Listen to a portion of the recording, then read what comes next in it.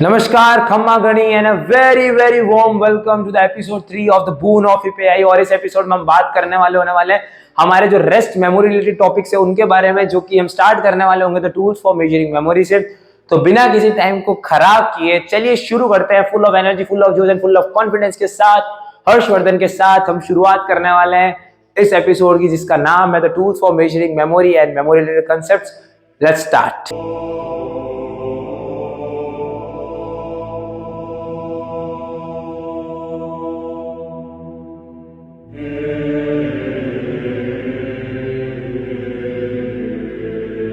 हम आ चुके हैं हमारी स्क्रीन के ऊपर और अब वापस हम स्टार्ट करने वाले हैं हमारे प्रवचन को। तो बेसिकली क्या है, the tools for measuring memory के अंदर हम बात करने वाले 3 डिफरेंट वेज जो कि रिसर्चर्स नॉर्मली मेजर करते हैं। फॉरगेटिंग और रिटेंशन जो होते हैं वो 3 तरीकों के अंदर होती है। 3 डिफरेंट वेज है किसी भी चीज को याद रखने के अंदर और किसी चीज को भूलने के अंदर। तो पहले जो मैं इस चीज के बारे में बात करने वाला हूँ, बात करने वाले रिकॉल के बारे में। तो रिकॉल मतलब क्या होता है?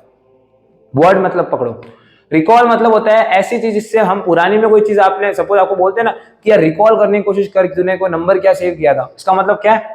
वो मेंटल प्रोसेस जो कि इंफॉर्मेशन की रिट्रीवल का यूज करते हैं अपन पास्ट से लेने के लिए। यानी हमारे पास एक्सपीरियंसेस में कोई इंफॉर्मेशन है, हमें वहां से इंफॉर्मेशन को रिट्राइव करना है, तो उसमें जो मेंटल प्रोसेस काम आ रहा है उसको हम बोलते हैं रिकॉल। सो recall refers to the mental processes of retrieval और of information from the past. यानी पास्ट से किसी भी इंफॉर्मेशन का रिट्रीवल करने के लिए जो मेंटल प्रोसेस हमारे काम आता है उसको हम बोलते हैं रिकॉल।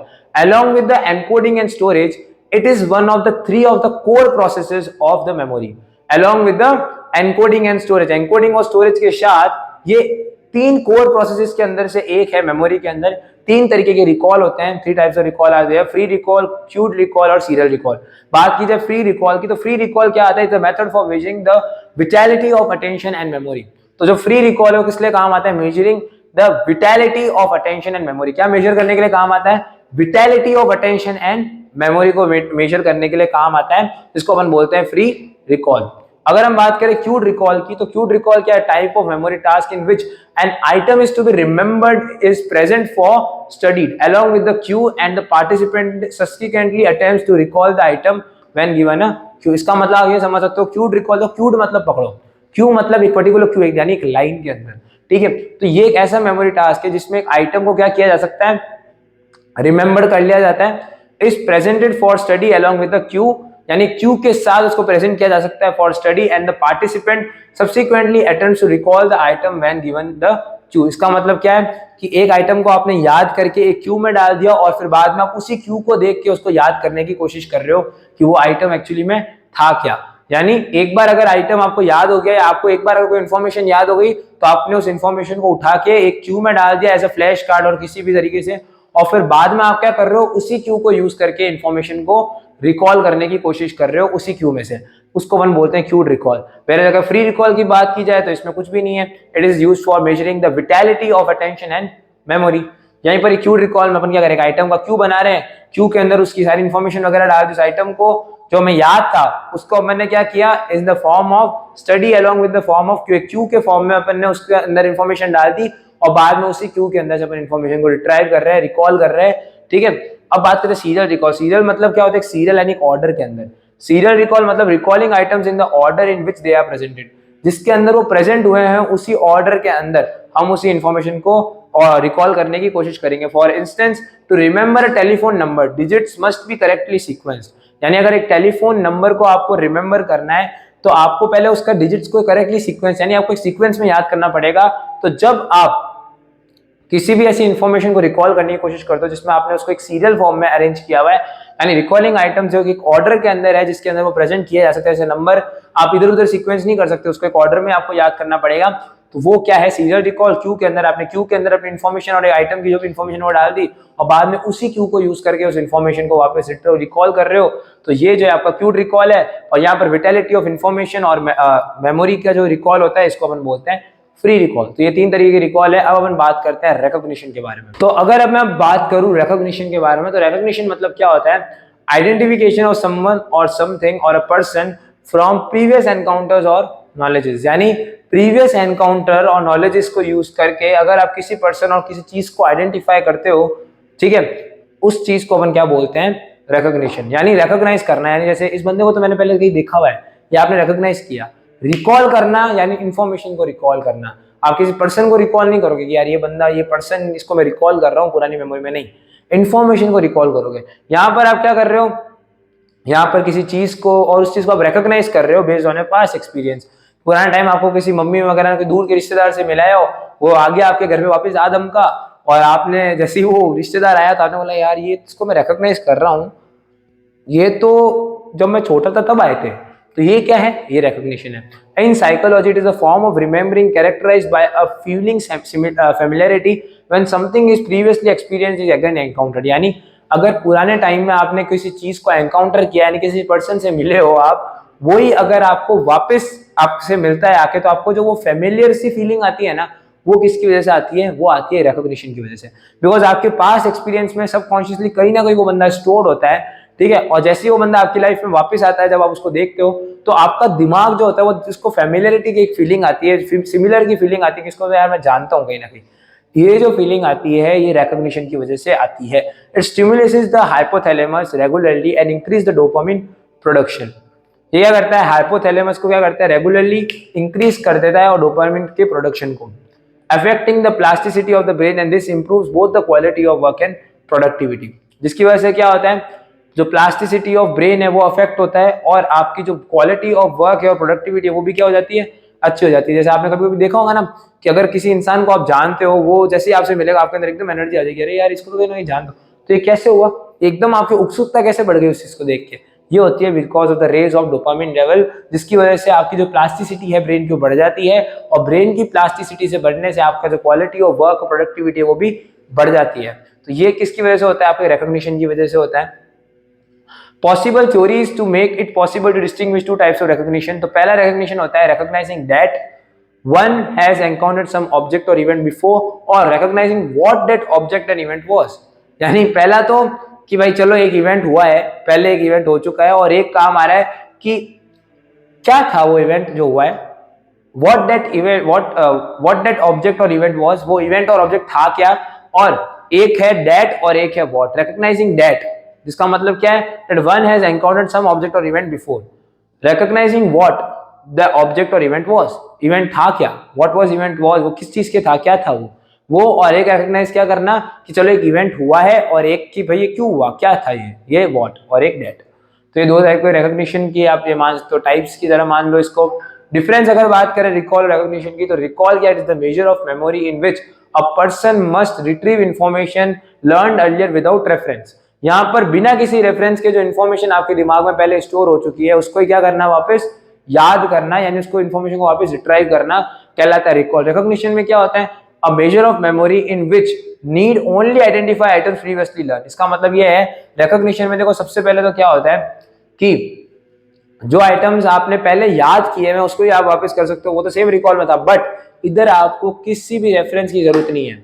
ये रिकॉल रिकॉग्निशन में किसी भी यहाँ पर है ना, आप ये मान सकते हो, बिकॉज यहाँ आप मेरी बात सुनो, रिकॉल में आपको किसी रेफरेंस की जरूरत नहीं है, वो आपको जो भी याद है वो आप लिख दोगे, बट रिकॉग्निशन के लिए पहले आपको एक रेफरेंस की जरूरत पड़ेगी। अगर कोई जो भी बंदे को आप नहीं जानते हो आपके घर आएगा, तो उस बंदे को जब वो प्रेजेंट होगा वहां पर बंदा, तब आप उसके रेफरेंस से सर्च करेंगे, बंदा को मैंने कहीं ना कहीं देखा है, तो आपकी सबकॉन्शियसली आपको पता लगेगा ये बंदा कौन है। तो रिकॉग्निशन बेसिकली क्या है, it is a measure of memory in which only identify items previously learn, यानी जो पहले याद है उसको ये क्या करेगा, आइडेंटिफाई करेगा। ये क्या है, measure of memory in which a person will retrieve information learned earlier without reference, या विद रेफरेंस जो इंफॉर्मेशन होती है वो बात होती है।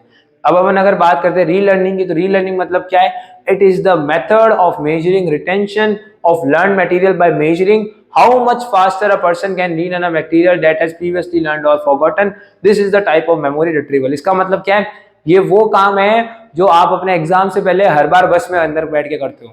वो क्या है, it is the method of measuring the retention of learn material, यानी जो आपने एक बार एग्जाम की प्रिपरेशन कर ली, ये मेजर करना कि वो कितना आपको याद है, और ये कैसे आप उस bye measuring how much faster a person can relearn a material that has previously learned और फॉरगॉटन, यानी जो आपको नोट्स याद थे या जो भी आपने नोट्स बनाए हैं उसको आप कितना फास्ट वापस रीलर्न कर सकते हो, कितना फास्ट वापस देख सकते हो। इस तरीके की रिट्रीवल जिसमें आप अपने नोट्स को देख के वापस देखते हो, वापस उसको रीलर्न करके सीखते हो, जो कि एग्जाम से पहले आप करते हो, उसको अपन बोलते हैं रीलर्न। ये भी एक तरीके का मेमोरी रिट्रीवल है, इसीलिए तो तुम इसको खोल के बैठते हो जिससे आपको ये चीज याद आ जाती है, वापस नोट्स को खोलते हो तब याद आ जाती है। यानी रीलर्न किए हुए मटेरियल को वापस लर्न करने की कोशिश करना, उस चीज की रिटेंशन को मेजर करने की कोशिश करना, वो कहलाता है आपका। तो आई थिंक रीलर्न मतलब आप समझ चुके हो कि हम हमारे वापस नोट्स को खोल के जो पढ़ रहे हैं वो रीलर्न है एक तरीके से, बिकॉज हमें जो पहले से लर्न मटेरियल है उसको ही अपन वापस रीलर्न करने की कोशिश कर रहे हैं। कितना फास्टली हम उस चीज को देख सकते हैं, लेकिन ये चीज करने से, वापस नोट्स को पढ़ने से एग्जाम से पहले, वही एक्चुअली रीलर्न है।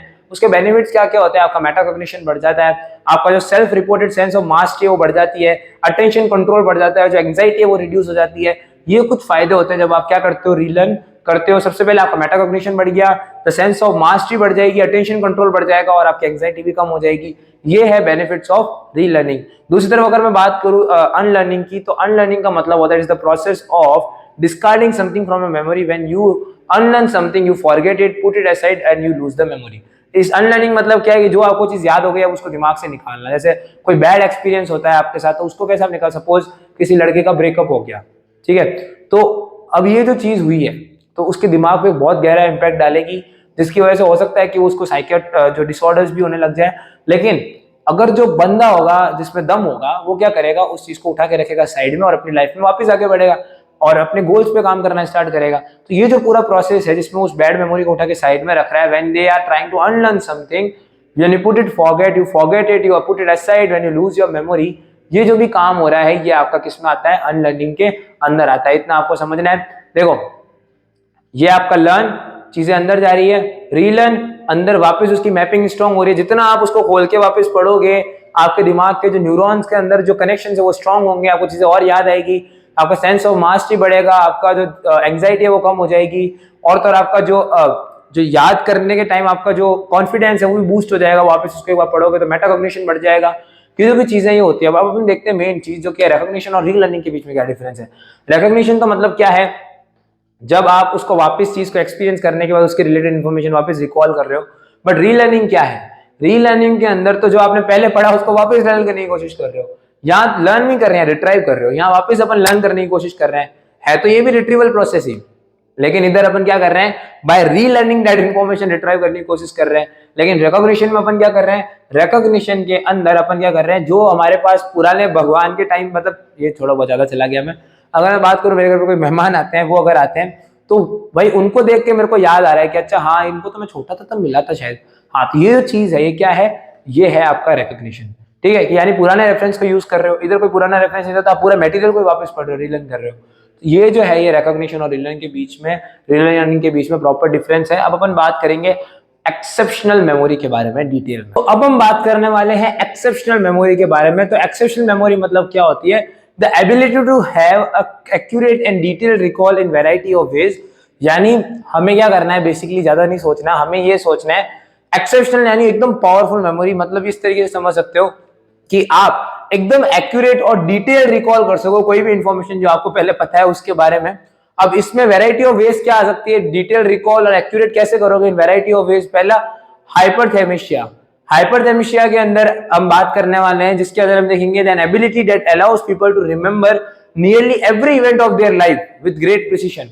ग्रेट प्रिसिशन के साथ हाइपरथेमेशिया का जो मतलब है वो यही है कि हर बंदे के अंदर क्या ऐसी एबिलिटी होना जिससे उसके लाइफ में हर इवेंट जो हुआ है उसको पता है। ठीक है, फिर हम बात करते हैं इडियटिक मेमोरी, फिर सिंथेसिया, और फिर हम बात करेंगे इमोशनल मेमोरी के बारे में। हाइपरथेमेशिया के बारे में हमने बात कर ली कि भाई उस बंदे को लाइफ टाइम में सारे जितने भी इवेंट्स हो सब उसको पता होंगे। ठीक है, उसी तरह इसके अंदर हाइपरथेमेशिया रेयर माना जाता है बहुत। The best symptoms to identify given below is spending excessive amount of the time thinking about one's past. यानी जब वो बंदा इतना ज्यादा टाइम देता है किसके ऊपर, केवल अपने पास्ट के बारे में सोचने के ऊपर। ठीक है, they display the extraordinary ability to recall specific event from one's past। यानी किसी भी बंदे का वो अपने खुद का पास्ट को जो रिकॉल वो करता है वो सबसे फास्ट करता है और उसको इतना ज्यादा टाइम नहीं लगता, फटाफट पास्ट को रिकॉल कर लेता है। ये कुछ सिम्टम्स है कि भाई उसको हो सकता है हाइपरथेमेशिया हो, जो अपने किसी और के बारे में, अपने पास्ट के बारे में बहुत ज्यादा डिटेल में सोचना, और अगर उसके अंदर उसको कोई इवेंट को निकालना हो स्पेसिफिक, उसको भी आराम से निकालने की पावर। अब बात की जाए सिंथेसिया की। सिंथेसिया मतलब क्या होता है, it means when you hear music but you see shapes. समझ में आ रहा है क्या मतलब हुआ?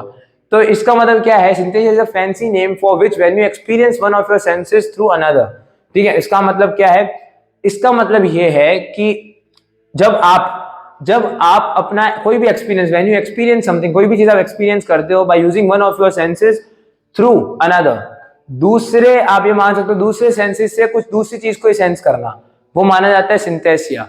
ठीक है, it means when you hear music but you see shapes. मैं गाना सुन रहा हूं बट मेरे को शेप्स दिख रहे हैं।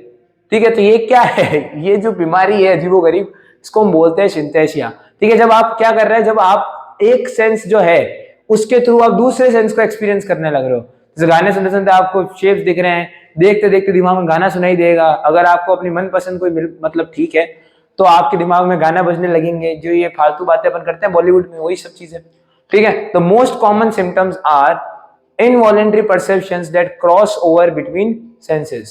ठीक है, involuntary perceptions that cross over between senses, ये इसका पहला क्या है, सिम्टम्स है, जिसके अंदर क्या होगा, जब आप कोई चीज देख रहे हो आपके दिमाग में अजीब चीजें होने लग जाएगी।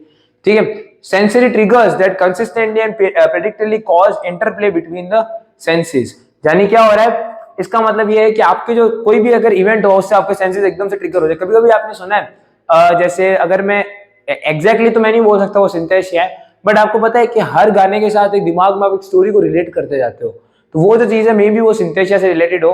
बिकॉज एज सच क्या है, इसमें भी म्यूजिक का रेफरेंस है कि एक से ज्यादा, एक सेंसेस से ज्यादा अपन दूसरे सेंसेस को एक्सपीरियंस करने लग जाएंगे या उनको ट्रिगर कर देंगे, एक सेंस दूसरे सेंस को ट्रिगर कर देगा। ये सिंथेसिया का बेसिकली खेल ही यही है कि when you are experiencing one of your senses through another. समझ में आ गया। और इसके मेजर सिम्टम्स क्या है कि भाई आपके दिमाग में इनवॉलंटरी परसेप्शंस बनने लग जाएगी, आपके सेंसरी ट्रिगर्स होने लग, कभी भी आपके सेंसरी ट्रिगर्स होने लग जाएंगी। ठीक है, predictively which cause the interplay between senses. ठीक है, यानी आपको मतलब कुल मिला के अजीबोगरीब चीजें होने लग जाएगी कि आप अगर म्यूजिक सुनोगे तो आपको शेप्स दिख रहे हैं। ये जो चीजें हैं ये सारा सिंथेसिया के क्या है, सिम्टम्स हैं। अब अगर बात करें न्यूरोसाइकोलॉजी के बारे में, तो न्यूरोसाइकोलॉजी बेसिकली क्या है, the discipline which investigates the relation between the brain processes and mechanism. यानी ये क्या करता है, ये वो डिसिप्लिन है वो क्या करता है, ये बेसिकली न्यूरोसाइकोलॉजिकली आप ये मान सकते हो, न्यूरोसाइकोलॉजी वो डोमेन है जो क्या करता है, इन्वेस्टिगेट करता है क्या, रिलेशन किसके बीच में, ब्रेन के प्रोसेसेस के बीच में और mechanisms on one hand and cognition and behavioral control on other।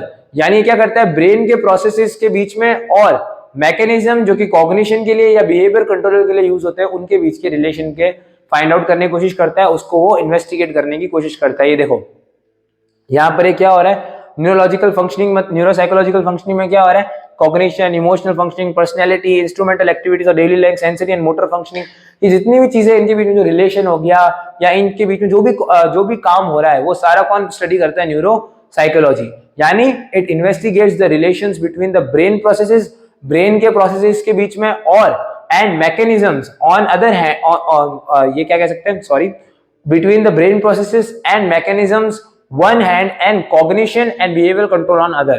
यानी एक तरफ ये ब्रेन प्रोसेसेस और मैकेनिज्म्स के बीच में रिलेशन देखता है, ठीक है, और अदर हैंड बिहेवियर कंट्रोलर के बीच में भी ये रिलेशंस को पता लगाता है। यानी एक जगह ये ब्रेन प्रोसेसेस और ब्रेन के मैकेनिज्म के बीच में रिलेशन के बारे में पता लगा रहा है, और एक जगह ये क्या कर रहा है, कॉग्निशन और बिहेवियर कंट्रोल के बीच में रिलेशन के बारे में पता लगा रहा है। यानी पहला रिलेशन किसके बीच में पता लगा रहा है, ये ब्रेन के प्रोसेसेस और मैकेनिज्म के बीच में, और दूसरी तरफ ये क्या कर रहा है, कॉग्निशन और बिहेवियर कंट्रोल के बीच में रिलेशन के बारे में पता लगा रहा है।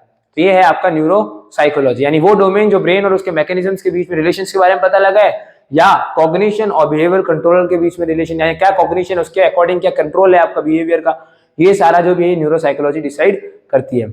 अब अगर अपन इसमें आगे चलते हैं तो हम देखते हैं मेमोरी प्रोसेसिंग का कांसेप्ट। मेमोरी प्रोसेसिंग मतलब क्या होती है, तो memory is the ability to take in information, store it and recall it in later. ये तो आपको पता ही है मेमोरी मतलब क्या होता है, कि यानी किसी भी चीज को मेमोराइजिंग मतलब क्या, कि उसकी रिलेटेड इंफॉर्मेशन अपने ब्रेन में लेना और फिर जब भी हमें उसको जरूरत हो हम उसको रिकॉल कर लेना।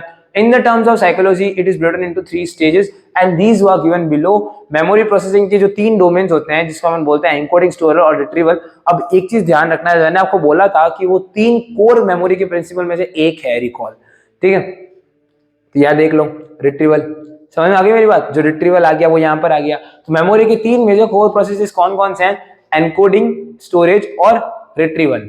अगर आपको ज्यादा दिक्कत है तो शुरुआत में मैंने एक डायग्राम आपको दिखाया था जिसमें हमने देखा था कि कैसे कोई चीज लॉन्ग टर्म मेमोरी से बनती है, सेंसेस से लेके पूरा लॉन्ग टर्म मेमोरी तक उसका क्या सफर रहता है वो अपन ने देखा था। तो मेमोरी बेसिकली कुछ भी नहीं है, इन्फॉर्मेशन को लेना, स्टोर करना और बाद में उसको रिकॉल करना। और इस साइकोलॉजी के टर्म्स में मेमोरी को 3 स्टेजेस में हम डिवाइड कर देते हैं। जो पहले हमारी स्टेज है वो एनकोडिंग है, स्टोरेज है और फिर उसके बाद रिट्रीवल है। तो अगर मैं बात करूं एनकोडिंग की, तो एनकोडिंग और कुछ नहीं कर रहा है कि जो भी आपके सेंसरी इनपुट्स यानी जो आपके सेंस ऑर्गन से जितने भी ज्यादा इनपुट्स आ रहे हैं उसको क्या कर रहा है, उसको प्रोसेस कर रहा है और उसको उस फॉर्म में चेंज कर देता है जो वो स्टोर कर सके मेमोरी के अंदर। जैसे अगर आप बैठे हो, अगर आपके आसपास आज बहुत ज्यादा गर्मी है, तो वो जो अगर इससे इससे ये तो अच्छा एग्जांपल नहीं है, इससे अच्छा एग्जांपल ये है कि अगर आप पढ़ रहे हो, ठीक है, आप नोट्स को पढ़ते जा रहे हो तो आप एनकोडिंग कर रहे हो, इन्फॉर्मेशन आपके दिमाग में एनकोड कर रहे हो।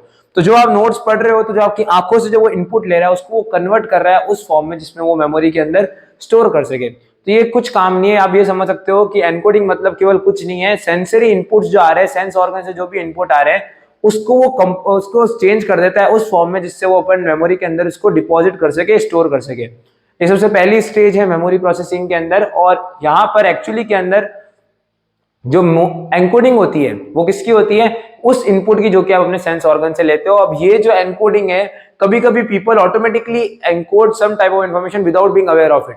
कभी कभी लोग ऑटोमेटिक एनकोड करते जाते हैं दिमाग में इन्फॉर्मेशन, जिसको आप ब्रेन वॉशिंग भी बोलते हो, जिसमें क्या होता है कि आपके एनवायरनमेंट से कुछ ऐसी इन्फॉर्मेशन आपके दिमाग में जान करके फीड की जाती है to get some attention and all, आपको पता भी नहीं लगता कि आपका दिमाग उसका एनकोड कर रहा है। अगर आज आप टीवी सीरियल्स वगैरह देखते हो, डिबेट वगैरह देखते हो ना न्यूज वगैरह के ऊपर, तो वो कर क्या रहे हैं सब चीजें, वो आपके दिमाग में कुछ ना कुछ फीड करवाना चाहते हैं, because every company any sort of agencies is trying to take their mind share.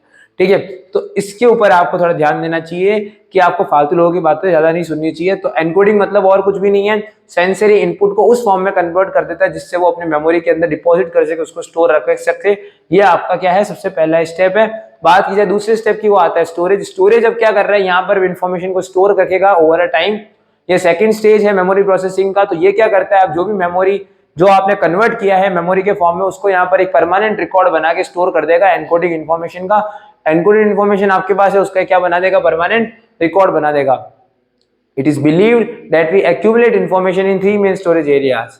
यहाँ पर इन्फॉर्मेशन 3 मेन स्टोरेज एरियाज के अंदर क्या होती है, एक्यूमुलेट हो जाती है। पहला sensory memory, short term memory और लॉन्ग टर्म मेमोरी। ये अपन एक एक करके देखा ही था। सेंसरी मेमोरी, जब अपने स्टार्टिंग में एक वो डायग्राम देखा था ना शानदार वाला, उसमें अपन ये चीज देखी थी। सेंसरी मेमोरी यानी जो आपने सेंस ऑर्गन से उठाया, अगर आप इसमें ज्यादा अटेंशन नहीं दोगे तो शॉर्ट टर्म मेमोरी नहीं बनेगी, और अगर शॉर्ट टर्म मेमोरी को रिवाइज नहीं करोगे तो लॉन्ग टर्म मेमोरी में नहीं एनकोड होगी।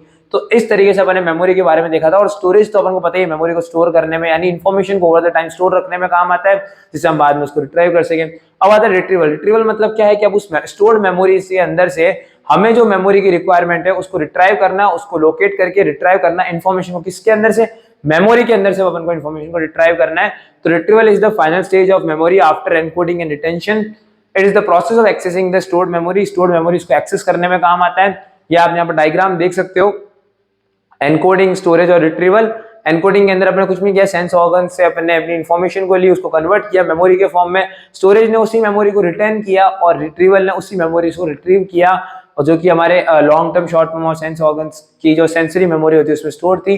अब यहाँ पर एक लाइन लिखी हुई है कि जो अपनी रिट्रीवल प्रैक्टिस है, ये ऐसी स्ट्रेटेजी है जिसकी वजह से क्या होता है, हमारी जो इन्फॉर्मेशन जो माइंड के अंदर होती है वो और ज्यादा एनहेंस होती है और लर्निंग को बूस्ट करती है। इसका मतलब क्या है, इसका मतलब यह है गाइस कि अगर हम बार बार किसी चीज को रिट्रीव करते रहते हैं, सोचते रहते हैं, उसके बारे में पढ़ते रहते हैं बार बार, और उसके तो उससे क्या होता है, हमारे उस पर्टिकुलर जो चीज जिसको हम रिट्राइव करना चाहते हैं उसके प्रति जो हमारी नॉलेज है वो बढ़ जाती है, हमारी लर्निंग बढ़ जाती है।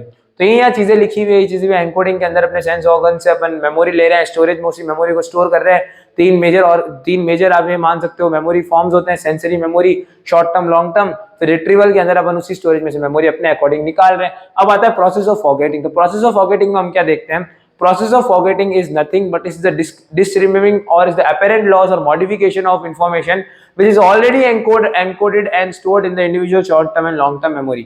यानी ये बेसिकली आप ये समझ सकते हो, ये इस तरीके का चीज हो चुकी है कि जो इन्फॉर्मेशन अब मेरे लॉन्ग टर्म या शॉर्ट टर्म मेमोरी में स्टोर्ड है, जो मेमोरी मेरे लॉन्ग टर्म और शॉर्ट टर्म मेमोरी में स्टोर्ड है, उसको मैं रिकॉल नहीं कर पा रहा, उसको मैं वापस रिट्रीव नहीं कर पा रहा, रिकॉल नहीं कर पा रहा। देखो यहाँ लिखा हुआ है, इट्स अ स्पॉन्टेनियस और gradual process in which the old memories are unable to be recalled from the memory storage. अब यहाँ बेसिकली क्या होता है, तीन प्रोसेसेस इन्वॉल्व होते हैं फॉरगेटिंग के अंदर, neurogenesis based forgetting, interference based forgetting और एक होती है इंट्रिंसिक बेस्ड फॉरगेटिंग। तो हम इसको भी देखेंगे अभी आगे किस तरीके से चीजें होती है। तो फॉरगेटिंग के अंदर आप मान सकते हो तीन तरीके के प्रोसेस है, neurogenesis based forgetting, interference based forgetting और इंट्रिंसिक बेस्ड फॉरगेटिंग। अब बात करते हैं अगर टाइप्स ऑफ फॉरगेटिंग के बारे में, तो जो पहला टाइप वो आता है एमनीशिया। एमनीशिया के अंदर क्या होता है, amnesia refers to the loss of memories such as facts, information और experience. This is called as a result in the damage of brain structure to form the limbic system. These control our emotions and memories. तो यहाँ पर क्या है, जैसे example thalamus आपका है, thalamus आपका अगर डैमेज हो गया तो थैलेमस की डैमेज होने से आपको क्या नुकसान होगा, बिकॉज आपका थैलेमस का काम क्या था, थैलेमस का काम था मोटर और जो सेंसरी सिग्नल्स हैं उसको रिले करने का काम होता है। लेकिन अगर वो यहाँ पर डैमेज हो जाता है तो आप ये सारी चीजें भूल जाओगे, आप मेमोरीज को भूल जाओगे, फैक्ट्स को भूल जाओगे और इन्फॉर्मेशन को भी भूल जाओगे और अपने एक्सपीरियंस को भी भूल जाओगे। यानी जब आप मेमोरीज, फैक्ट्स, इन्फॉर्मेशन और अपने एक्सपीरियंस को भूल जाते हो due to the damage in the limbic structure, तो इस बीमारी को अपन बोलते हैं एमनीशिया। जो दूसरी बीमारी है वो है इंटरफेरेंस। इंटरफेरेंस ये कहता है, it explains how and why forgetting occurs in long term memory.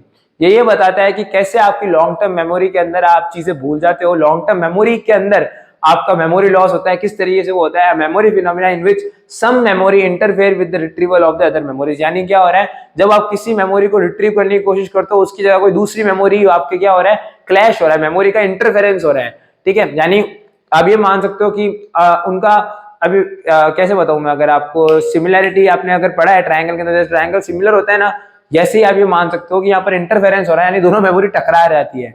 ठीक है, कभी कभी आपने सोचा होगा कि आप जिस चीज के बारे में सोच रहे हो वो तो याद नहीं आ रही, लेकिन आपको कुछ और ही उसकी वजह से याद आ गया, तो ये क्या है, ये आपका इंटरफेरेंस है और इसकी वजह से आपकी लॉन्ग टर्म मेमोरी के अंदर आप चीजें भूलते हो। तो it is just a memory phenomena in which some memories interference with the retrieval of other memories.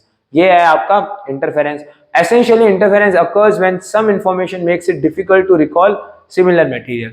यानी इंटरफेरेंस क्यों होता है, इंटरफेरेंस इसीलिए होता है क्योंकि कुछ ऐसी इंफॉर्मेशन आपके डिफिकल्ट बना देती है रिकॉल को। जैसे अगर मैं किसी इंफॉर्मेशन के बारे में सोच रहा हूँ और वो मेरे को याद नहीं आ रही, लेकिन उसकी वजह से कोई दूसरी मेमोरी ट्रिगर हो गई और मेरे को वो याद आने लग गई, तो इसकी वजह से इंटरफेरेंस होता है। There are two types of interference, proactive interference and retroactive interference. अगर बात करूं प्रोएक्टिव इंटरफेरेंस की, तो ये क्या होता है, it occurs when past learning interferes with new learning. जो पुरानी लर्निंग है वो नई लर्निंग के साथ इंटरफेयर कर रही है। आपको पता है कभी कभी नए नए कंसेप्ट हमें समझ में नहीं आते क्योंकि आपने पहले जो पीछे पढ़ा हुआ होता है वो अभी जो नया पढ़ा है उसमें आपके वो इंटरफेरेंस होने लग जाता है। यानी आप कहते हो ना कि ये सब मिक्स हो रहा है दिमाग में, वो वाला प्रोएक्टिव वाला है। रेट्रोएक्टिव में क्या हो रहा है, it is an attenuation of memory for previous learning as a result of new knowledge. यानी क्या हो रही है, आपकी जो नई नॉलेज ले रहे हो उसकी वजह से अब क्या हो रहा है, पुरानी लर्निंग आपकी बिगड़ रही है। ठीक है, ये आपका होता है रेट्रोएक्टिव, जिसके अंदर क्या हो रही है कि the attention of memory for previous learning as a result of new knowledge. New knowledge की वजह से आपकी प्रीवियस नॉलेज डिस्टर्ब हो रही है। और इधर क्या हो रहा है प्रोएक्टिव इंटरफेरेंस में, प्रोएक्टिव इंटरफेरेंस में हो रही है when your past learning interferes with new learning. इसमें क्या हो रहा है, new learning basically interference with the past learning. समझ में आ गई मेरी बात प्रोएक्टिव और रेट्रोएक्टिव में। अब बात करें अगर रेप्रेशन की, जो कि हमारी थर्ड बीमारी है, repression the exclusion of distress memories, thoughts, feeling और feelings from the conscious mind. जो डिस्ट्रेसिंग मेमोरीज होती है, ठीक है, जो डिस्ट्रेसिंग मेमोरीज होती है उसका आपको रिमूवल हो जाता है। यानी वो मेमोरीज जो आपको किसी प्रकार का डिस्ट्रेस प्रोड्यूस कराती है, ठीक है, कुछ ऐसे थॉट्स, कुछ ऐसे फीलिंग जो आपको डिस्ट्रेस प्रोड्यूस करवाते हैं माइंड में, उसको ये मेमोरी, उस तरीके की मेमोरी अगर आप भूल जाते हो तो उसको अपन बोलते हैं रिप्रेशन। रिप्रेशन यानी जो चीजें, जो डिस्ट्रेस आपको दिमाग में बहुत डिस्ट्रेस पैदा करती है, वो मेमोरी, वो फीलिंग, वो थॉट्स अगर आप भूल जाते हो तो उसको अपन बोलते हैं डिस्ट्रेस। अब इसको देखो, a psychological defense mechanism in which the unpleasant thoughts or memories are pushed from the conscious mind। यानी ये देखो डिप्रेशन का जस्ट उल्टा है। डिप्रेशन में क्या होता है कि आपकी ये थॉट्स ज्यादा याद आते हैं। रिप्रेशन में जो आपकी ये थॉट्स है इसको माइंड ऑटोमेटिक उठा के बोलता है बाहर निकलो यहाँ से, वो काम है रिप्रेशन का। ठीक है, अब बात करते हैं एंटीरोग्रेड के बारे में। एंटीरोग्रेड क्या है, it is the ability to retain events, experience and other information following a particular point of time. यानी एक ऐसी एबिलिटी है जिससे आप क्या कर सकते हो, it is used to retain events, experiences and other information following a particular point in time. यानी ये क्या कर रहा है, आपको उन इवेंट्स को, उन एक्सपीरियंसेस को और उन इंफॉर्मेशंस को याद दिलाने में मदद कर रहा है एट एक पर्टिकुलर टाइम में जो हुए थे। ठीक है, वो एबिलिटी को अगर आप रिटेन कर पा रहे हो, ठीक है, वो एंटीरोग्रेड है। When this ability is impaired, अगर ये एबिलिटी बिगड़ जाती है तो it becomes very difficult or even impossible to recall what happened from the movement forward a condition known as anterograde. यानी जब आप किसी इवेंट्स को, एक्सपीरियंसेस को और किसी भी एक पर्टिकुलर टाइम पे जो इवेंट वगैरह उसको रिकॉल नहीं कर पा रहे हो, ठीक है, जिसकी वजह से क्या हो रहा है कि आप इस पर्टिकुलर मूवमेंट के बाद आप अगर चीजें भूलने लग रहे हो, जैसे अगर आपको मैंने जैसे पहले बताया ही था कि देखो जहां पर हो कुछ भी नहीं रहा है, when his ability is impaired, यानी जब अपन किसी इवेंट को, एक्सपीरियंसेस को और इन्फॉर्मेशन को ढंग से पर्टिकुलरली आप क्या कह सकते हो एक पर्टिकुलर टाइम पे रिकॉल नहीं कर पाते, तो उस समय जब अपन रिकॉल नहीं कर पा रहे हैं उस इवेंट को, तो उस पर्टिकुलर कंडीशन को अपन क्या बोलते हैं, एंटीरोग्रेड। अब आता है मेमोरी डिस्टॉर्शन। मेमोरी डिस्टॉर्शन मतलब क्या होता है, it is a gist based error where individually falsely remember conceptually similar information, and source misattribution where individuals correctly remember from some piece of information but incorrectly associate with the remembered information with a specific instance। यानी इसका मतलब क्या है, इसका मतलब ये distortion मतलब क्या होता है, अगर मैं सिंपल वर्ड्स में बोलूं, distorted which is not a complete thing, which is you can say which is not in a single line, it is distorted, यानी बिगड़ा हुआ थोड़ा। मेमोरी डिस्टॉर्शन मतलब यही होता है कि जब अपन किसी भी पर्टिकुलर जैसे सिमिलर इंफॉर्मेशन है कोई, उसको अगर आप कुछ और ही तरीके से रिमेंबर करके बैठे हुए हो और उसकी वजह से क्या हो रहा है, आपके दिमाग में कुछ मिस एट्रीब्यूशन आ रहे हैं, वो जो चीजें हैं वो सारा अपन मेमोरी डिस्टॉर्शन के अंदर देखते हैं। यहाँ पर क्या होता है, जो इंडिविजुअल्स होते हैं वो कुछ इन्फॉर्मेशन को तो याद रख सकते हैं, यानी कुछ पर्टिकुलर इन्फॉर्मेशन को तो याद रखते हैं, बट उसको जो इन्फॉर्मेशन उनके दिमाग में उससे फॉल्सली कनेक्ट करते हैं। जैसे अगर मैं बात करूं एग्जाम में, जब आप पेपर लिखते हो, तो जब आप एग्जाम में पेपर लिखते हो तो आप पेपर लिखते हो तो आप है ना कुछ पॉइंट पे एक कभी ना कभी ऐसा होगा कि किसी आंसर को लिखते हो कंफ्यूज हो गए कि यार यहाँ पर ये वर्ड था या ये वर्ड था, तो ये क्या है, ये आपका मेमोरी डिस्टॉर्शन है। इसकी वजह से हुआ कि आपके दिमाग में कंफ्यूजन पैदा हो गए, इसकी वजह से हुआ यही कि आपके दिमाग में कंफ्यूजन पैदा हो गया, आप उसका आंसर को ढंग से लिख नहीं पाए। तो जो आपको रिमेंबर्ड इन्फॉर्मेशन है उसको आप जो फॉल्सली एसोसिएट करते हो, जो आपको जो करंट इन्फॉर्मेशन आपको रिट्राइव करनी है उसको आप अपने ब्रेन में जो रिमेंबर्ड इन्फॉर्मेशन है उसके साथ फॉल्सली एसोसिएट करते हो, तो आपको मेमोरी डिस्टॉर्शन वाली चीजें होती है। अब यहाँ तीन तरीके की मेन मेमोरी डिस्टॉर्शन है। जैसे मिस एट्रीब्यूशन है, जब आप मेमोरी को रॉन्गली असाइन करते हो किसी सोर्स के द्वारा। अगर हम सजेस्टिबिलिटी और मिस इन्फॉर्मेशन की बात करें तो यहाँ पर आप क्या कर रहे हो, मिसलीडिंग इन्फॉर्मेशन से आप अपनी मेमोरी को बदल देते हो। और बायस मतलब क्या है, जब आपकी करंट मेमोरी और जो है वो आपकी पास्ट मेमोरी जो है वो आपकी करंट मेमोरी की वजह से इफेक्ट हो रही है, ये आपका बायस आ जाता है। मेमोरी डिस्टॉर्शन एक्चुअली में और कुछ भी नहीं है गाइस। अगर आपके दिमाग में मेमोरी के अंदर अगर आपको जो आप करंट टास्क कर रहे हो और आपके दिमाग में जो एजम्पशंस बने हुए हैं, ठीक है भैया, पेपर लिखते हो तो आप क्या करते हो, आप है ना दिमाग में रिकॉल करते हो कि यार मेरे को इसमें लिखना क्या आगे। तो जैसे ही आप रिकॉल करते हो तो आपका दिमाग क्या बोलता है कि नहीं ये वर्ड है, फिर आपके दिमाग में एकदम कंफ्यूजन आता है, नहीं ये वर्ड होगा। तो ये जो आया है चीज, इसकी वजह से हुआ क्या, आपको पता सब कुछ है, you know every piece of information, वो ये चीज बोल रहा है कि यहाँ पर क्या है, where individuals correctly remember some pieces of information but incorrectly associated with the remembered information। उनको पता सब कुछ है बट वो एसोसिएट इनकरेक्टली कर रहे हैं उस पर्टिकुलर टाइम पे, वो मेमोरी डिस्टॉर्शन है। अब बात करते हैं कंस्ट्रक्टिव नेचर ऑफ मेमोरी के बारे में। तो कंस्ट्रक्टिव नेचर ऑफ मेमोरी में हम क्या देखते हैं, we use a wide variety of information.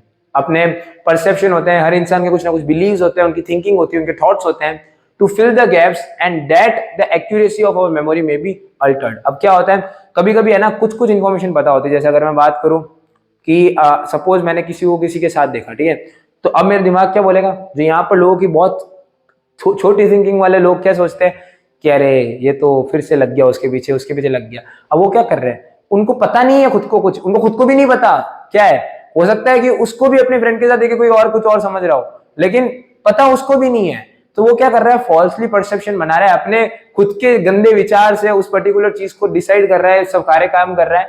तो ये क्या है, ये सारी चीजें क्या हो रही है, ये पहला पॉइंट यही तो बोल रहा है, यही बोल रहा है कि जब हम हमारे थॉट्स, हमारे परसेप्शन के हिसाब से मेमोरी में जो गैप्स है उसको फिल करते हैं, और जब हम ये करते हैं तो हमारी एक्यूरेसी की, मेमोरी की जो एक्यूरेसी है वो अल्टर होती है। क्योंकि हमारे देखो, हम हमेशा यही चाहते हैं कि हमारे जो चीजें हमें सब पता हो, तो हम हमेशा दिमाग हमारा कितना इंटेलिजेंट है कि वो पता लगाता रहता है कि इसके आगे क्या होगा, इसके आगे क्या होगा। तो वो जो चीजें है वो इसके अंदर देखते हैं। Constructive processes are the process in which the memories are influenced by the meaning we give to the events. यानी आपकी जो मेमोरी है वो किससे इन्फ्लुएंस हो जाती है, कंस्ट्रक्टिव, नाम देखो कंस्ट्रक्ट करना, कंस्ट्रक्टिव नेचर ऑफ मेमोरी, यानी मेमोरी अब आगे कंस्ट्रक्ट होगी, ठीक है। तो it is the constructive processes are the processes in which the memories are influenced by the meaning we give to the events. यानी कोई भी इवेंट्स हुआ उसको मैं क्या नाम देता हूं, उसके अकॉर्डिंग मेरी मेमोरीज क्या हो जाती है, इन्फ्लुएंस हो जाती है।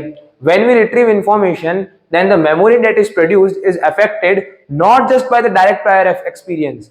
यानी जब मेरे को कोई इन्फॉर्मेशन मिलती है, कोई भी नई इन्फॉर्मेशन हो यार, उससे क्या फर्क पड़ता है। अगर मैं हो सकता है किसी बंदे के बारे में बहुत अच्छा सोचता हूँ, फिर मेरे उस दिमाग को जो दूसरी इन्फॉर्मेशन आई, तो मेरी अब उसकी वजह से क्या होगा, अगर वो इन्फॉर्मेशन उसके अगेंस्ट में है और अगर मैं समझदार इंसान हूं और वो इन्फॉर्मेशन ट्रू है तो मैं उसको फॉलो करूंगा।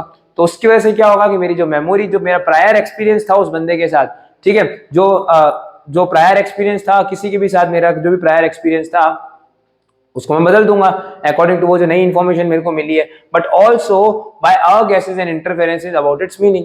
यानी देखो यार क्या होता है, जब जब आपकी जो मेमोरी, जब हमें कोई इन्फॉर्मेशन मिलती है और उसकी वजह से हम हमारी मेमोरी को कर देते हैं अफेक्ट, उसकी वजह से हमारी मेमोरी की हम एक्यूरेसी चेंज कर देते हैं बाय गिविंग द इवेंट्स को कोई भी नाम देना, किसी इवेंट्स को कनेक्ट करना, उसकी वजह से जब हम हमारे एक्सपीरियंसेस को चेंज कर देते हैं, ठीक है, हमारे गैसेस इंटरफेरेंस और उसको मीनिंग देने की कोशिश करते हैं, उसकी वजह से हमारी मेमोरी जब अल्टर हो जाती है, ये जो पूरा सिनेरियो है जिसके अंदर हमारे मेमोरी को नेम देने की कोशिश कर रहे हैं, ये पूरा कंस्ट्रक्टिव नेचर है इसका, जिसमें हम क्या कर रहे हैं, हमारी मेमोरीज जो है वो इन्फ्लुएंस हो रही है किसके द्वारा, जब हम नाम देते हैं किसी भी तरीके के इवेंट्स को। कंस्ट्रक्टिव नेचर ऑफ मेमोरी, वही यहाँ पर मैंने चीजें वापस लिखी हुई है, वो स्लाइड फॉर्म में ही है। मैंने वही चीज लिखी है कि the memories may be biased by interference made from the pre existing knowledge और inferred and observe knowledge are indistinguishable stored identically. तो ये मैंने केवल वही चीज लिखी है, बट थोड़ा टेक्निकल टर्म्स के अंदर लिखी है। बात की जाए आगे लैंडस्केप ऑफ मेमोरी के अंदर, तो लैंडस्केप ऑफ मेमोरी के अंदर क्या होता है, जैसे लैंडस्केप अपन देखते हैं ना, पहाड़ वगैरह सब होते हैं, वैसे अब यहाँ हम कुछ रिप्रेजेंटेशन देखेंगे, अलग अलग तरीके के जो नॉलेज के रिप्रेजेंटेशन हम उसके बारे में देखेंगे। तो जो पहला है मेंटल रिप्रेजेंटेशन ऑफ नॉलेज, इसके अंदर ये सबसे पहले तो हम देखने वाले हैं डिक्लेरेटिव नॉलेज और प्रोसीजरल नॉलेज को। डिक्लेरेटिव नॉलेज क्या होता है, वर्ड पकड़ो, डिक्लेरेटिव। डिक्लेरेटिव मतलब क्या होता है, it states the fact such as name of the person, ठीक है, डेट यू गॉट डम्प्ड, ठीक है, तो जिन जिन लोगों का ब्रेकअप उसको मन से सपोर्ट है।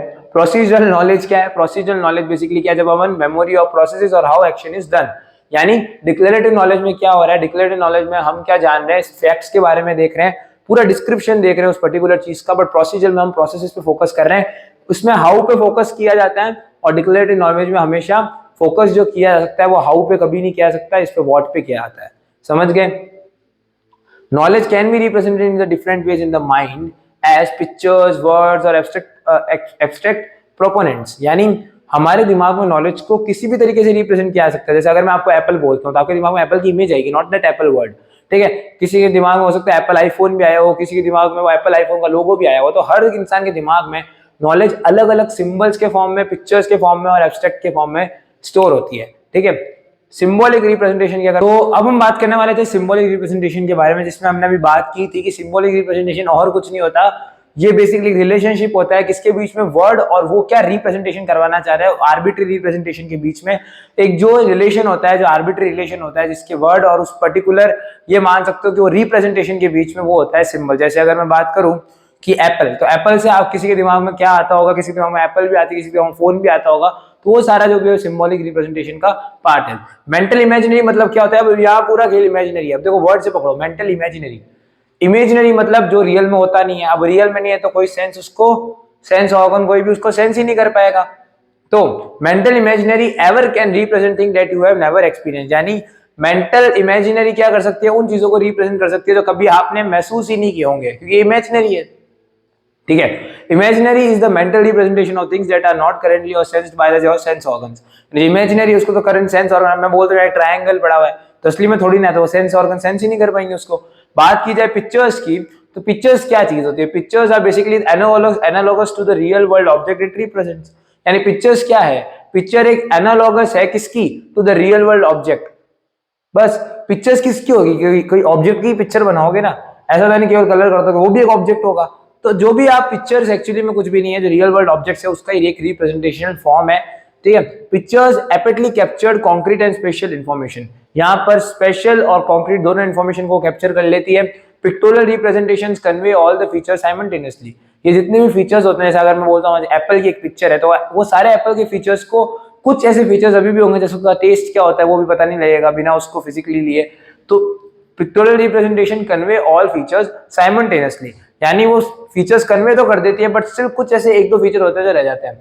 वर्ड्स की बात की जाए तो अब words are the symbolic representations, they give us the relationship between the word and it represent in is word arbitrary। इसका मतलब क्या सीन है, कुल मिला के ये समझ सकते हो वर्ड्स एक्चुअली में क्या होते हैं, words capture both abstract and categorical information in a manner that is symbolically और व्हाटएवर दे रिप्रेजेंट। यानी ये कर कुछ भी नहीं रहे हैं, कोई भी एक ऑब्जेक्ट है, कोई भी एक सिंबल है, उसको कुछ सिंबल्स के कलेक्शन के अंदर लिख दिया, उसको अपन वर्ड्स बोलते हैं। अपन ने टीओसी वगैरह हर सब्जेक्ट में ये चीज देखी है कि सिंबल की अपन ने देखे थे कि वो कैरेक्टर्स जिसको अपन एक आइडेंटिफिकेशन दे देते हैं।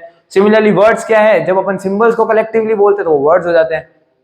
तो words are basically the symbolic representation, जो सिंबल्स है उसका एक रिप्रेजेंटेशन है जो कि क्या देता है, जो कि हमें रिलेशनशिप देता है उस पर्टिकुलर रियल वर्ल्ड ऑब्जेक्ट के बीच में और उस सिंबल्स को। ठीक है, जो भी वो सिंबल्स है और वो ऑब्जेक्ट है उसके बीच का जो रिलेशनशिप है वो हमें वर्ड बताता है। जैसे एप्पल, तो एप्पल क्या है, एप्पल APPLE ये सिंबल्स है, और एप्पल जो एक रियल वर्ल्ड ऑब्जेक्ट है उसके बीच का जो रिलेशनशिप दे रहा है वो एक एप्पल वर्ड दे रहा है। ठीक है, तो एप्पल वर्ड एक रिलेशनशिप दे रहा है किसके बीच में, उस वर्ड के बीच में और वो जिसको रिप्रेजेंट कर रहा है। ठीक है, representation in the words usually convey the information sequentially. यहाँ पर क्या होता है, जो रिप्रेजेंटेशन अपन करते हैं वर्ड्स हैं वो इंफॉर्मेशन को सीक्वेंसली क्या करते हैं, कन्वे करते हैं according to the arbitrary rules of the symbol system. Arbitrary rules of symbol system के हिसाब से वर्ड्स क्या करते हैं, इंफॉर्मेशन को सीक्वेंसली कन्वे करते हैं, ये चीज ध्यान रखना। अब अगर हम बात करें ड्यूअल कोड थ्योरी की, इंपॉर्टेंट है।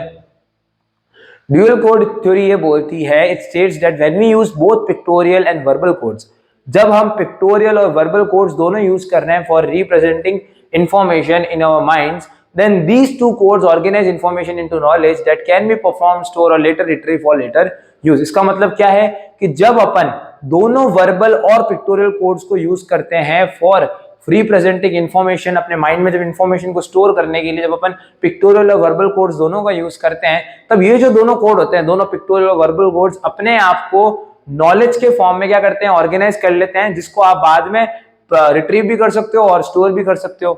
Mental images are analog codes and analog codes resemble the objects they are representing।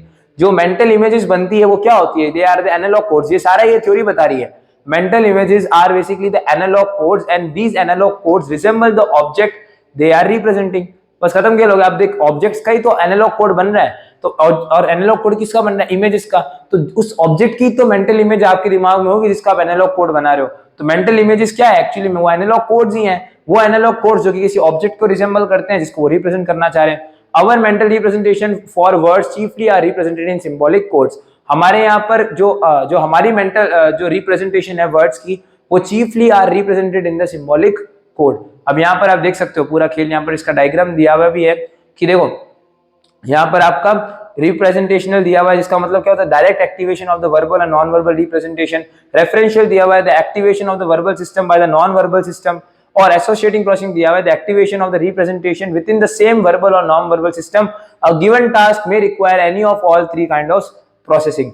अब ये इस तरीके से काम करता है। रेफरेंस ये प्रोसेसिंग्स है अलग अलग, जो कि स्टोरी में हमें समझाई। रिप्रेजेंट जो अपनी रिप्रेजेंटेशनल है जो कि डायरेक्ट एक्टिवेशन कर रहा है वर्बल और नॉन वर्बल रिप्रेजेंटेशन का।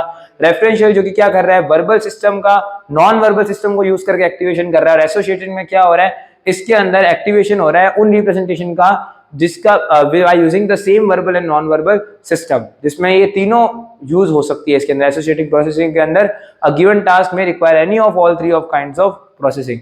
अब ये आपके यहाँ पर आ चुका है एक खतरनाक चीज, ये देखो, ये वर्बल प्रोसेसेस है और ये आपके नॉन वर्बल प्रोसेसेस है। इनके बीच का जो रेफरेंशियल कनेक्शन है और ये ऊपर आपका रिप्रेजेंटेशनल कनेक्शंस हैं। तो आप इस तरीके से चीजों को, इसका ये डायग्राम याद रखना। प्रिंसिपल ऑफ विजुअल इमेजिनरी क्या बोलता है कि our mental transportation of images and mental movements across the images correspond to those of physical objects and percept. इसका मतलब क्या है कि हमारे दिमाग में जो इमेजेस की ट्रांसफॉर्मेशन होती है, जो मेंटल ट्रांसफॉर्मेशन होती है, और उस इमेजेस के प्रति जो हमारी मेंटल मूवमेंट्स होती है, उस इमेजेस के अक्रॉस जो मेंटल मूवमेंट्स होती है। पहले क्या हुआ कि भाई हमारे इमेजेस की जो मेंटल ट्रांसफॉर्मेशन है हमारे दिमाग में, the mental transformation of images and mental movements across the images correspond to those physical objects and percepts. यानी जिस कोई भी ऑब्जेक्ट जो भी आप देख रहे हो, ठीक है, ये बेसिकली ये बताना चाह रहे हैं, स्टार्टिंग लाइन तो यही बता रही है बस कि जो भी आपके पास आप ऑब्जेक्ट है और उसका ही आप मेंटल इमेजिंग अपने दिमाग में करते हो, और जितनी भी मेंटल मूवमेंट्स होती है वो उसी इमेजेस के प्रति घूमती रहती है जिस ऑब्जेक्ट को आपने परसेप्ट किया है। द स्पेशल रिलेशन यहाँ पर लिखा हुआ है, the spatial relation among the elements of visual image are analogous to those relation in actual physical space. यानी जो द स्पेशल रिलेशन होती है जो कि among the elements of visual image होते हैं, वे एनालॉगस होते हैं उन रिलेशन के जो कि एक्चुअल फिजिकल के अंदर है। यानी वो जो विजुअली है, जो विजुअली यानी जो वर्चुअल आपके रिलेशंस हैं वो एनालॉगस होते हैं उन रिलेशन से जो फिजिकल आपके स्पेस में है। Mental images can be used to generate information that are not explicitly stored during encoding. आप मेंटल इमेजेस को आगे प्रोसेस करके उसके अंदर से इंफॉर्मेशन जनरेट कर सकते हो जो कि आपने एनकोडिंग के समय आप जो नहीं एनकोडिंग के समय आप अपन करते क्या है, अपन उसको मेमोरी के अंदर कन्वर्ट करते हैं उस इंफॉर्मेशन को जिसमें अपन स्टोर कर सके। तो अब यहाँ पर क्या हो रहा है, अगर आप एनकोडिंग के समय कुछ चीजें चूक जाते हो तो आप मेंटल इमेजेस को यूज करके उस इंफॉर्मेशन को जनरेट कर सकते हो। The construction of mental image is analogous to the construction of visually perceptual figures. Visual imaginary is functional equivalent to the visual perception in the terms of processed of the visual system for each। इसका मतलब क्या लिखा हुआ है कि जो mental images का जो कंस्ट्रक्शन होता है वो एनालॉगस होता है, यानी ये इतना ज्यादा क्लियर नहीं होता। मेंटल इमेजेस का जो कंस्ट्रक्शन होता है वो एनालॉगस होता है किसके कंपैरिजन में, to the construction of visually perceptual figures. जो अपन रियल में फिगर्स देखते हैं और जो अपना मेंटल कंस्ट्रक्शन होता है वो दोनों में डिफरेंस होता है। The visual imaginary is functionally equivalent to the visual perception in the terms, visual imaginary जो है वो visual perception से equivalent है किन terms के अंदर, when it comes to visual system के केस में ये चीज होती है। अब अपन ये देखने वाले 5 प्रिंसिपल इसके क्या क्या है। इम्प्लिसिट एनकोडिंग, जो विजुअल इमेजिनरी के 5 प्रिंसिपल्स है, फिनकीज है, वो क्या है, implicit encoding, perceptual equivalence, special equivalence, transformational equivalence और स्ट्रक्चरल इक्विवेलेंस। ये आपको याद रखना है। IPSTS याद रखना है आपको, इसमें केवल सिर्फ implicit encoding, perceptual equivalence, special equivalence, transformational equivalence और स्ट्रक्चरल इक्विवेलेंस, ये चीज आपको ध्यान रखनी है। तो यहाँ पर अपना एक टॉपिक खत्म होता है। तो अब बात करने वाले हैं मेजरली कुछ थ्योरीज के बारे में। अलग अलग थ्योरीज है जो इसमें मैपिंग है, प्रोपोजिशनल, इनके बारे में। तो अगर अब बात की जाए प्रोपोजिशनल थ्योरी के बारे में, तो प्रोपोजिशनल थ्योरी एक्चुअली में क्या है, तो अभी अपन ने मेंटल रिप्रेजेंटेशंस के अंदर सिंबल्स वगैरह को देखा, ड्यूअल कोड थ्योरी को देखा, फिर अपने विजुअल इमेजिनरी की थ्योरी को देखा, लेकिन अब अपन बात करने वाले हैं प्रोपोजिशनल थ्योरी के बारे में।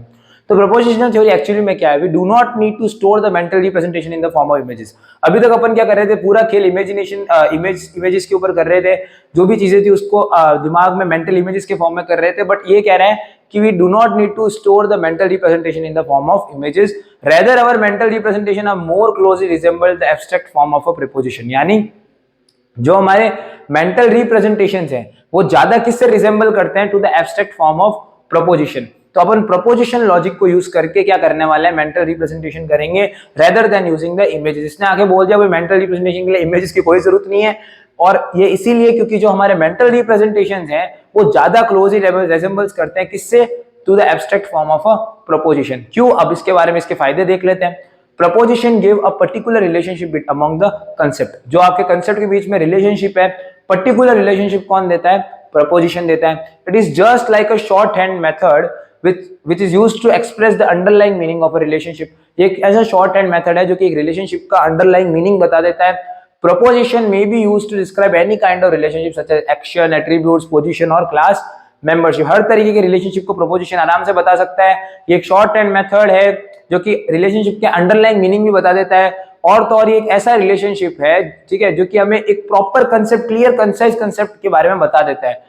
Both images and verbal sentiments are mentally represented in the terms of their deep meaning। यानी दोनों images और verbal जो statements होती है उनको mentally represent किया जाता है in the terms of their deep meaning, क्योंकि ये एकदम exact होते हैं, एकदम crisp concept होते हैं। तो इसलिए ये कुछ इस तरीके से हम प्रपोजिशन जो होता है क्या होता है एक्चुअली में, तुम्हारा क्लियर, एक तो वापस एक बार रिपीट करूं तो मैं प्रपोजिशन आपको एक रिलेशनशिप, पूरा एकदम क्लियर कंसाइज रिलेशनशिप दे देता है कंसेप्ट्स के बीच के अंदर। शॉर्ट हैंड मेथड है जो कि आपको underline meaning of the relationship बता देता है। और तो और ये कोई भी तरीके की रिलेशनशिप को डिस्क्राइब करने के लिए काम आ सकता है।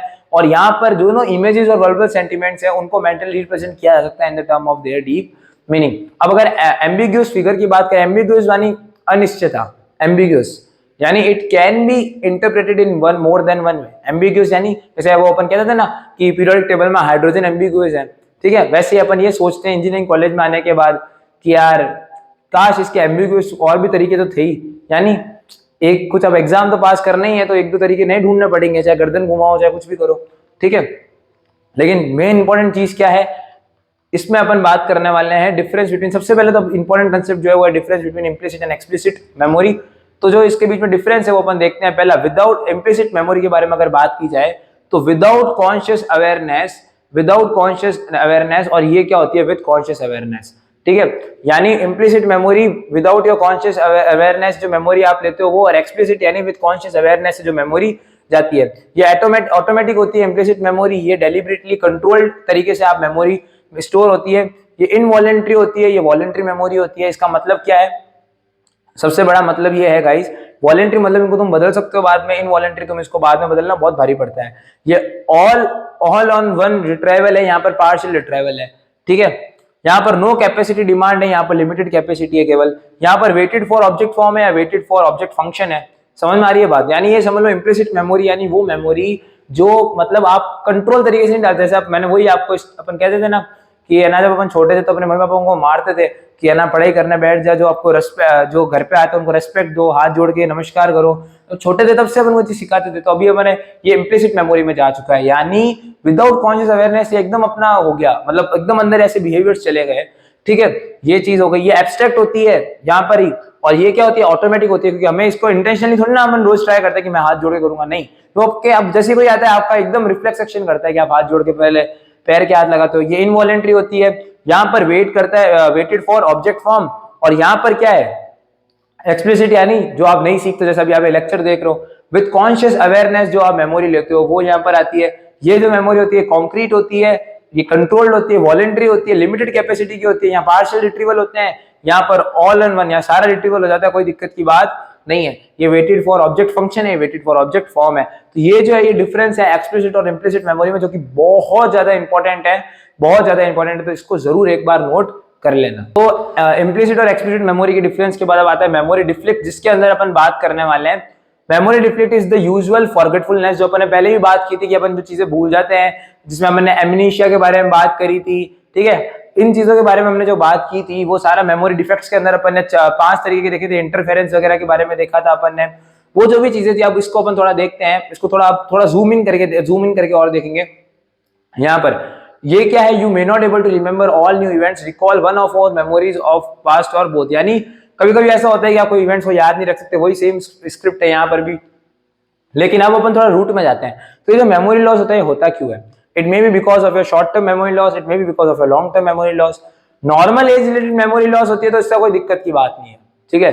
बट अगर सिग्निफिकेंटली आपका मेमोरी लॉस हो रहा है when it comes to short term और लॉन्ग टर्म, तो उस थोड़ी दिक्कत की बात है। तो उसको देखते हैं। तो कॉजेस क्या हो सकते हैं मेमोरी लॉस के? सबसे पहला एंटी डिप्रेसेंट्स, जो ज्यादा डिप्रेस होता है, एंटी डिप्रेसेंट्स वाला, anti anxiety medications, muscles relaxants और ट्रैंक्विलाइजर्स, ये जो चीजें होती है, anti depressant, anti anxiety medications और मसल रिलैक्सेंट्स और ट्रांक्विलाइजर्स, जो ये चीजें होती है, जो इनको कंज्यूम करते हैं उनको ये देखी जाती है नॉर्मली उनमें होती है। स्लीपिंग पिल्स जो लेते हैं, ठीक है, पेन मेडिकेशंस लेते हैं, सर्जरी वगैरह के बाद ये चीजें देखी जाती है। तो शॉर्ट टर्म मेमोरी लॉस में क्या होता है, when you forgot things you hurts, और जो आपने रिसेंटली काम किए वो आप भूल जाते हो, ठीक है, वो शॉर्ट टर्म मेमोरी लॉस होता है। It is the normal part of getting older और फॉर मेनी पीपल, बहुत लोग जब बूढ़े हो जाते हैं तब ये चीजें उनके साथ होती है। But it can be the sign of deeper problem such as dementia, brain injury और मेंटल हेल्थ यूज। तो इस चीज में क्या हो सकता है इसकी, it's a sign of a deeper problem. तो शॉर्ट टर्म मेमोरी लॉस मतलब क्या है कि जो आपने रिसेंटली काम किया उसको ही भूल जाते हो, और ये नॉर्मली किसी लोगों में भी देखा जाता है कि ये निशानी है कि वो बूढ़े हो रहे हैं। और तो it can be a sign of a deeper problem such as dementia की वजह से भी हो सकता है, ब्रेन इंजरी और मेंटल हेल्थ की भी इसको जरूरत आगे पड़ सकती है। कॉजेस क्या है शॉर्ट टर्म मेमोरी लॉस के? Nutrition deficiency, sleep depression, side effects of some medications और डिमेंशिया। ये इसके आप ये मान सकते हो कि मेमोरी लॉस के पर्टिकुलर कॉजेज है। न्यूट्रिशन में deficiency, sleep deprivation, depression, side effects of some medication और डिमेंशिया भी इसका कारण है।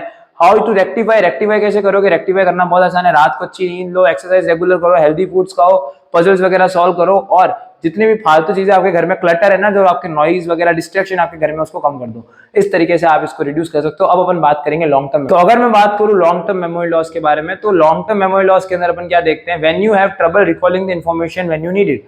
जब आप जो इन्फॉर्मेशन आपने पहले पढ़ी उसको जब रिकॉल करने की कोशिश करते हो, उसमें जो दिक्कत आती है वो लॉन्ग टर्म मेमोरी लॉस की वजह से होती है। कुछ लोगों में क्या होता है, long term memory loss start होती है जब वो वीक होते रहते हैं, और जब वो बूढ़े होते हैं तब उनमें लॉन्ग टर्म मेमोरी लॉस देखा जाता है। It is the normal part of ageing. यहाँ पर द कॉजेस क्या है लॉन्ग टर्म मेमोरी लॉस के? पहला तो एमनीशिया इसका सबसे बड़ा कॉज है। एमनीशिया मतलब मेमोरीज का लॉस होना, फैक्ट, इन्फॉर्मेशन और एक्सपीरियंस का लॉस होना। This is the result of the damage in the brain. जैसे लिम्बिक स्ट्रक्चर हमने बोला था, थैलेमस जब बिगड़ जाता है तब ये चीजें होती है। तो इसकी वजह से कभी कभी एजिंग की वजह से भी होती है, कभी कभी ये साइन होता है कि आप वीकर होते जा रहे हो, जिसकी वजह से आपको लॉन्ग टर्म मेमोरी लॉस भी हो रहा है। ठीक है। अब इसको रेक्टिफाई कैसे करना है, अब कुछ भी नहीं करना, फोकस योर अटेंशन, अटेंशन को फोकस करो, avoid cramming, structure and organize, हर चीज को स्ट्रक्चर रखो, ऑर्गेनाइज रखो, यूटिलाइज करो मेमोरी डिवाइसेस को, और इलेबोरेट करो और रिहर्स करो हर चीज को, ठीक है। बिकॉज आप क्रैमिंग करते हो, क्रैमिंग से कुछ नहीं होता, you have to understand the concepts like this, कि आप पहले अटेंशन फोकस करके हर चीज को सुनो, क्रैमिंग को अवॉइड करो, हर चीज को स्ट्रक्चर और ऑर्गेनाइज वे में परफॉर्म करो, और अपने मेमोरी डिवाइसेस को भी क्या करो, यूज करना स्टार्ट करो, और इलेबोरेट और रिहर्स करो एक पर्टिकुलर चीज को, तो आपको ऐसी नहीं होगी दिक्कत। और अगर कोई ब्रेन सर्जरी की वजह से ये चीज हुई है तो उसका पूरा डिफरेंट अलग सीन रहता है। तो अब हम बात करेंगे मेंटल मैनिपुलेशन ऑफ इमेजेस के बारे में। तो अब हम बात करने वाले हैं मेंटल मैनिपुलेशन ऑफ इमेजेस के अंदर, जिसमें क्या है, बेसिकली हम मेंटल इमेजिनरी को यूज करते हैं। वो हमारे काम क्या आता है, mental imaginary enables you to reactivate and manipulate internal representation when corresponding stimuli are absent। यानी जब हमारे corresponding stimuli जब एब्सेंट होते हैं तो उस समय हम क्या यूज करते हैं, मेंटल इमेजिनरी को यूज करते हैं। करता क्या है, वो अनेबल करता है to reactivate and manipulate internal representation. जो आपके इंटरनल रिप्रेजेंटेशन है उसको क्या करने में मदद करता है, उसको रीएक्टिवेट करने में मदद करता है, उसको मैनिपुलेट करने में मदद करता है। इंटरनल रिप्रेजेंटेशन को जब भी हमें कोई स्टिमुलाई अगर एब्सेंट होता है तो उस समय हम किसका यूज करते हैं, मेंटल इमेजिनरी का यूज करते हैं to reactivate and manipulate our internal representations. अब इसमें फंक्शनल इक्विवेलेंस हाइपोथेसिस है, जिसके अंदर क्या है कि although we do not construct images that are exactly identical to percepts, we do construct images that are functionally equivalent to percept। इसका मतलब क्या है कि हम किसी ऑब्जेक्ट को देख के हम एकदम आइडेंटिकली परसेप्शन नहीं बनाते किसी भी चीज को कि जैसा ऐसा है।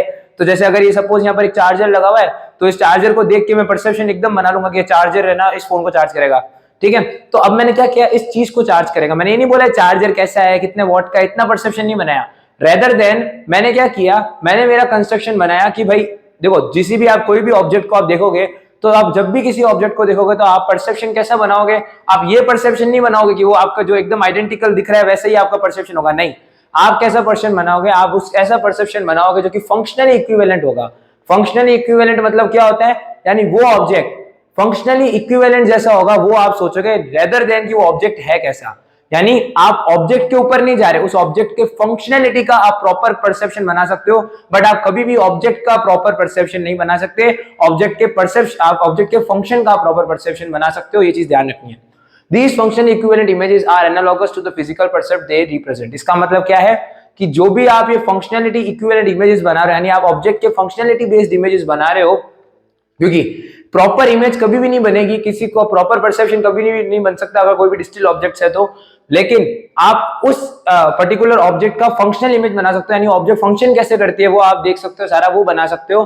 तो आप जो ये फंक्शनली इक्विवेलेंट इमेजेस बनाओगे वो एनालॉगस होती है किसकी, अगर जो फिजिकल एक्चुअली में वो है उससे ये कैसी होती है, ये एकदम मैच कर जाएगी, एकदम बराबर बनेगी जिसको ये रिप्रेजेंट करने की कोशिश कर रहे हैं। यानी हम किसी भी ऑब्जेक्ट का प्रॉपर परसेप्शन नहीं बना सकते, बट वो ऑब्जेक्ट परफॉर्म कैसा करती है उसका परसेप्शन बना सकते हैं। तो ये अपना होता है फंक्शनल इक्विवेलेंट हाइपोथेसिस, ठीक है। अब आता है फंक्शनल इक्विवेलेंट हाइपोथेसिस के अंदर, यहाँ पर वही चीज मैंने वापस लिखी हुई है, और जहां पर हम बात करने वाले हैं सिंथेसाइजिंग इमेजेस एंड प्रपोजिशन। अब सिंथेसाइजिंग इमेजेस एंड प्रपोजिशन से हम किसकी बात करने वाले हैं, तो सिंथेसाइजेस इमेजेस एंड प्रपोजिशन के अंदर यहाँ पर एक दो तीन केसेस के बारे में हम बात करेंगे। पहला जो केस निकल के आता है वो निकल के आता है जॉनसन लाइट्स मेंटल मॉडल्स। इसके अंदर क्या चीज है, mental representation may take any of this three forms, यानी आपका जो मेंटल रिप्रेजेंटेशन है वो क्या कर सकता है, ये तीन फॉर्म्स ले सकता है। पहला प्रपोजिशन के फॉर्म में आपका मेंटल रिप्रेजेंटेशन हो सकता है, जिसके बारे में हमने बात की थी अभी जस्ट, जिसमें वो रिलेशनशिप एकदम अच्छी तरीके से रिप्रेजेंट हो सकती है। Fully abstracted representation of meaning, तो प्रपोजिशन के अंदर क्या होता है, fully abstracted representation of meaning. तो ये जो आपका जॉनसन लाइडा मेंटल मॉडल्स है, इसने ये चीज बोली कि भाई आपका जो भी मेंटल मॉडल्स हैं उसको आप तीन फॉर्म में कहीं ना कहीं रिप्रेजेंट होता है वो, या तीनों में से कोई एक फॉर्म लेता है। पहला जो है प्रपोजिशन, जिसमें फुल्ली एब्स्ट्रैक्टेड रिप्रेजेंटेशन होती है मीनिंग की।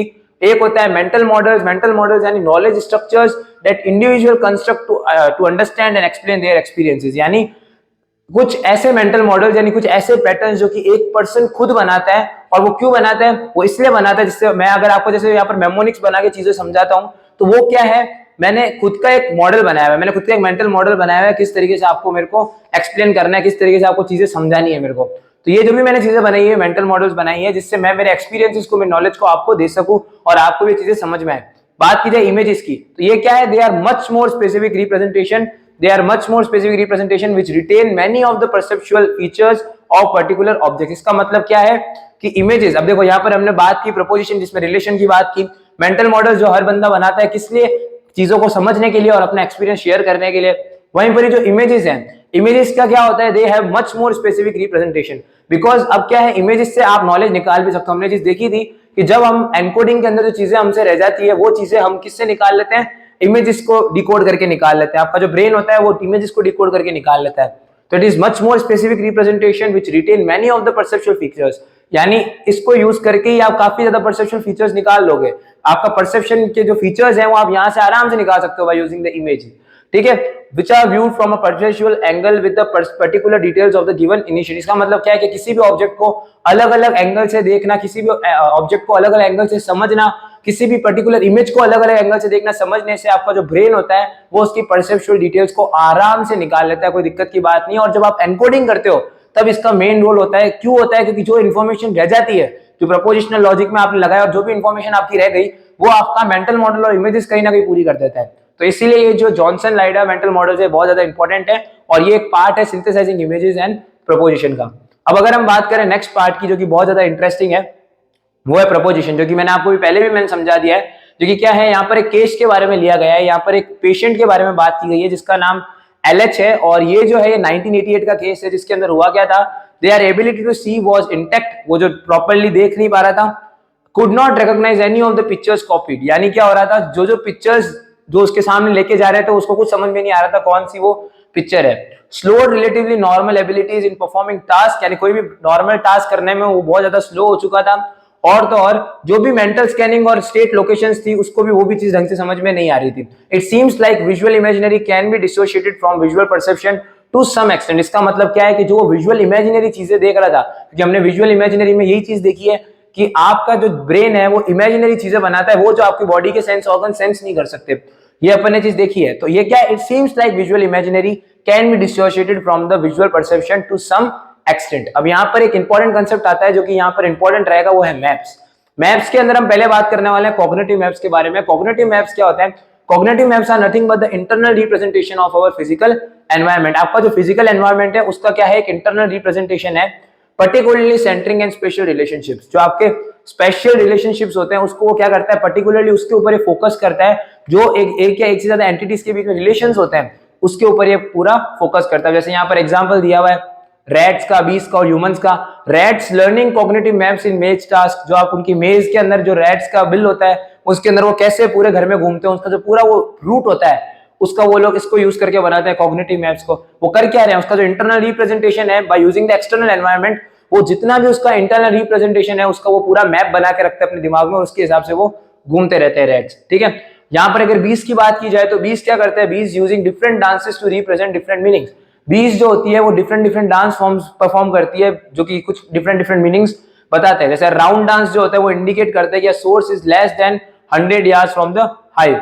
अगर जो फिगर 8 डांस है वो इंडिकेट करता है कि the source is at a greater distance, ठीक है। तो आप देख सकते हो कि जो एनिमल्स वगैरह है वो भी कॉग्निटिव मैप्स का यूज करते हैं to represent their internal representations of their physical environment, particularly centering and spatial relationships. यानी स्पेशल रिलेशनशिप्स को सेंटर में रखने के बाद वो अपने फिजिकल एनवायरनमेंट का इंटरनल रिप्रेजेंटेशन बना लेते हैं। तो ये जो था ये मेजर था मैप्स का। Maps also influences of semantic and prepositional logic on imaginary representation. यानी जब आप किसी की भी इमेजिनरी रिप्रेजेंटेशन बनाते हो तो ये जो मैप्स होते हैं ये उसके सिमेंटिक्स और प्रोपोजिशनल नॉलेज को भी इन्फ्लुएंस करता है। We have the tendency to enlarge the more prominent well known countries and diminish the size of less well known countries. इसका मतलब क्या है कि जिसके ऊपर आप जो फोकस करते हो, जैसे यहाँ पर वेल नोन कंट्रीज के ऊपर फोकस करते हैं तो अपन उनके ऊपर ज्यादा निर्भर है, क्योंकि अगर वो ज्यादा डेवलप्ड है तो सारे रिसोर्सेज इंपोर्ट एक्सपोर्ट वहां से होते हैं। सिमिलरली जो इतने ज्यादा पावरफुल नहीं है उसको अपन लेस डिमिनिश है, भाई उसके अपन को मतलब ही नहीं है। तो यहाँ पर क्या हो रहा है, जो आपका मैप्स है वो क्या कर रहा है, इन्फ्लुएंस कर रहा है किसको, सिमेंटिक एंड प्रपोजिशनल नॉलेज किस ऑन इमेजिनरी रिप्रेजेंटेशन। जब भी आप इमेजिनरी रिप्रेजेंटेशन बना रहे हो तो ये आपका जो मैप्स है ये इन्फ्लुएंस कर रहा है उसके सिमेंटिक और प्रपोजिशनल लॉजिक को। Drawing map showing an Eurocentric view of the world, यानी आप अगर आप मैप बना के पूरा वर्ल्ड का व्यू दिखाते हो वो भी इसके अंदर ही आता है। और तो और अगर हम बात करते हैं सेक्स डिफरेंसेस की इन स्पेशल एंड रिलेटेड स्किल्स की, वो भी इसके अंदर ही आता है। जैसे अगर वुमेन्स का सेक्स रेशियो डिफाइन करते हो एक पूरी कंट्री के अंदर by using the maps plot करके, उसमें भी ये बहुत ज्यादा काम आता है। अब हम हमारे नेक्स्ट एपिसोड में, जो कि होने वाला है हमारा एपिसोड 4 और फाइनल एपिसोड, जिसमें हम लोग बात करने वाले होंगे organization of knowledge in mind के बारे में। तो मैं आपको मिलता हूं नेक्स्ट एपिसोड में। Till then stay cool, stay healthy. My name is Harshvardhan. See you in episode 4, the boon of your bye.